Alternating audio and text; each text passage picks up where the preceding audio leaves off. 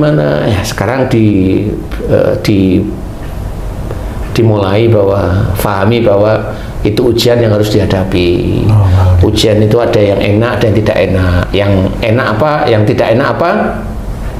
Yang tidak enak itu digerundeli mertua, kemudian diomongin, dicengin bapaknya lah. Kalau DJ bilang dicengin jadi ya, dicengin sama mertua atau ya, dipojok-pojokin, kali disalah, disindirin seperti itu. Nah itu ujian memang dari Allah Ta'ala tapi yang kurang enak ya. Nah ujian yang enak apa? Umpamanya temenmu itu kerja dia dapat rezeki, yaitu ujian yang enak dari Allah Ta'ala.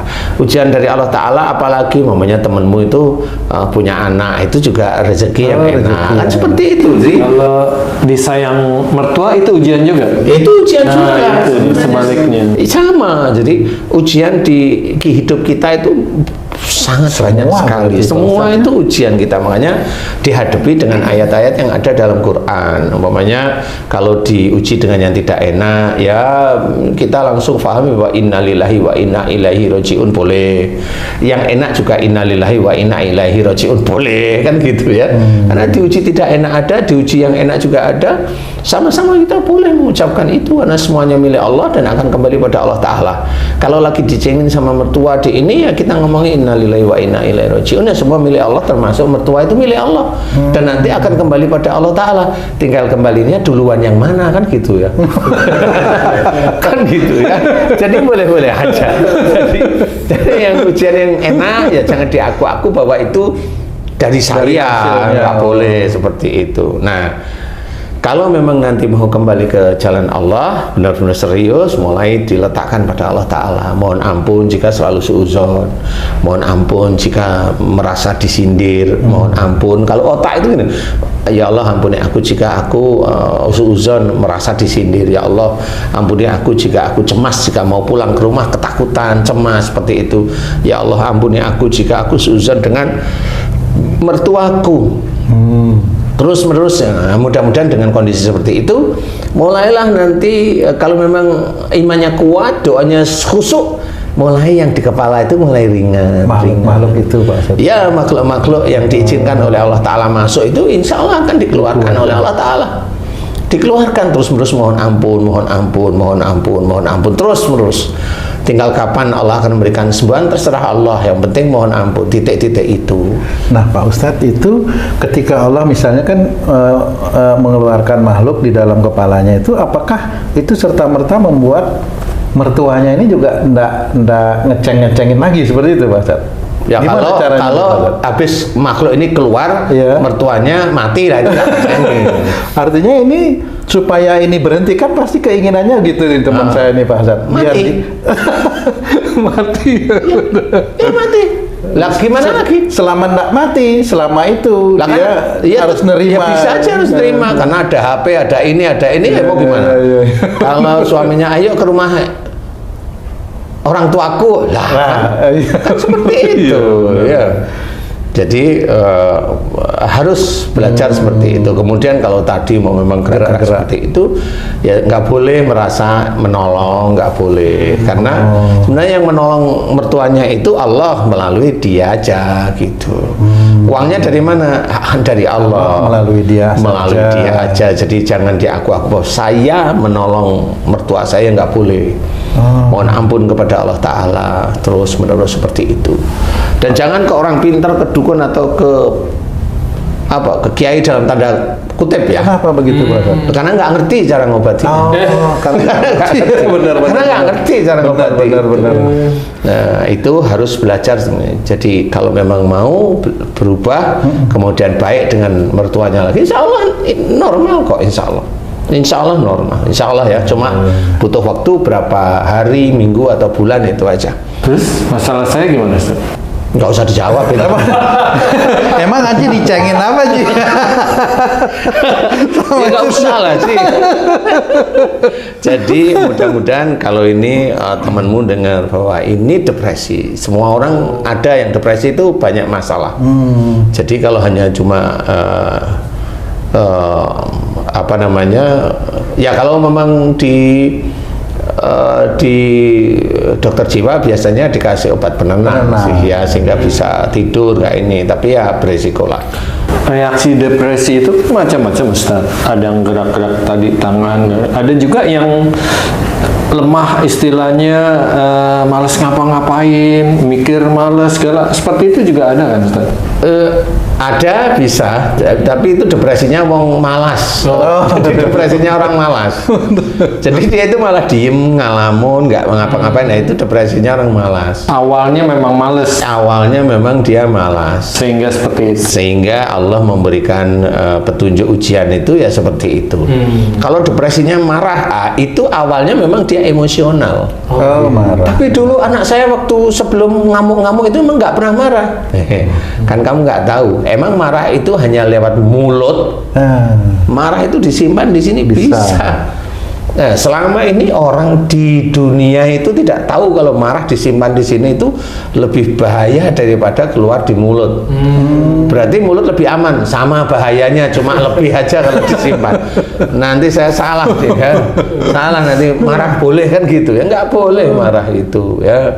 Marah itu sebenarnya dilarang oleh Allah Ta'ala. Jadi jangan lakukan walaupun itu disimpan dalam dada.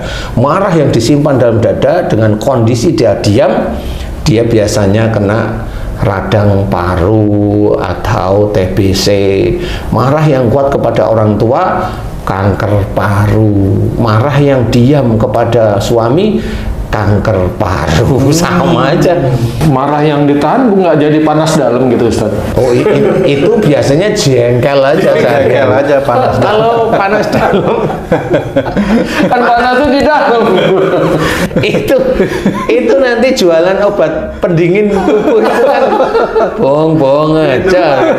Ya itu minum ini, itu mah bohong-bohong aja itu sebenarnya. Pak Ustadz tadi kan masalah suudzon karena takut itu Pak Ustadz ya. Kalau misalnya dia mengambil barang gitu, terus wah tadi takut ketahuan nih, takut apa itu juga bisa depresi ujung-ujungnya Pak Ustadz yang lah kalau dia hanya cuma nanti takut ketahuan cuma sekali, habis itu seneng-seneng ya enggak.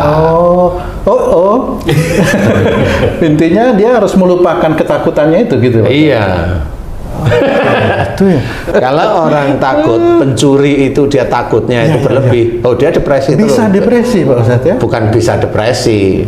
Kalimatnya itu adalah kalau pencuri itu ketakutan terus, depresi semua pencuri itu.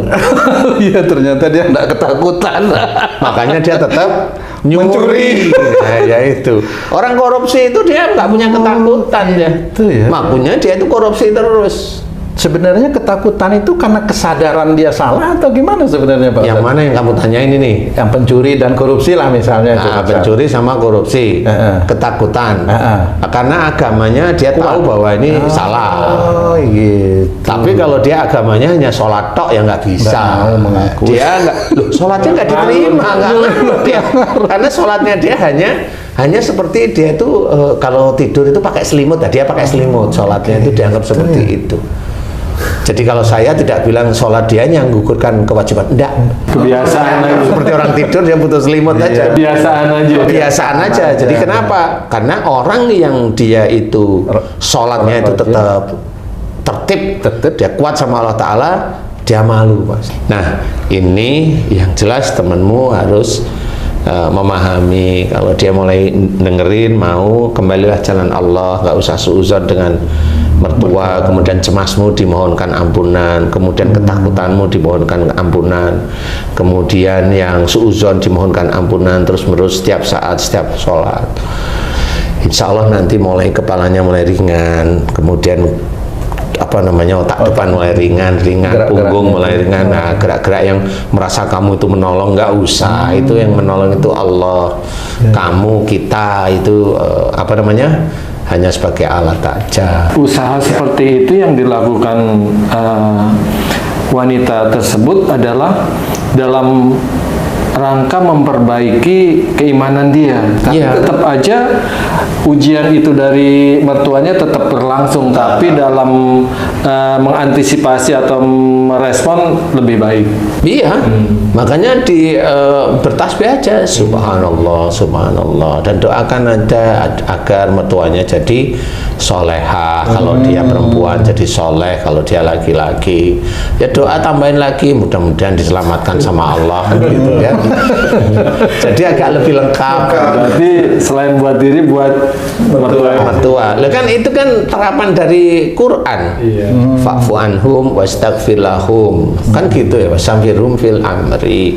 Maafkan mereka, doakan kesalahan dosa mereka kepada Allah Ta'ala. Kemudian ambil ayat yang lain. Ya, ambil ayat yang lain bahwa kalau kita dizolimi ya didoakan agar diberi keselamatan oleh Allah Ta'ala. Ya toh?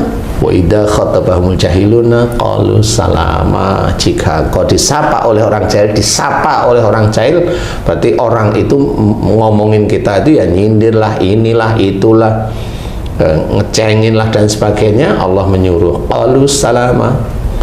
Nah, berarti kita suruh mendoakan agar diberi selamat oleh Allah Ta'ala. Tidak ada masalah, kita akan ngikutin Quran ya, bukan ngikutin nafsu, kita ngikutin Quran. Nah, insya Allah di titik itulah nanti imannya diangkat. Nah, namanya ujian itu meningkatkan iman itu ya begitu. Kalau ujiannya lulus, kalau nggak lulus ya mau ngomong begitu terus ribuan kali ya diketawain sama malaikat raqib. Ujian itu meningkatkan iman, maksudmu iki apa? Ujian yang lulus itu memang meningkatkan iman. Kalau ujian diam, sakit lah ini, kan begitu ya. Seperti itu. Ya, mudah-mudahan ini manfaat untuk ya teman-teman beriman yang lain. Nah, mudah-mudahan ini juga bisa menjadikan gambaran, oh menyelesaikan depresi itu begitu caranya. Insya Allah seperti itu, nggak ada yang aneh-aneh. Minum air rendah, minum daun rendah. Mohonlah kepada Allah Ta'ala hati iman kepada Allah Ta'ala. Mudah-mudahan manfaat. Allahu a'lam. Amin, amin, amin. Alhamdulillah. Terima kasih.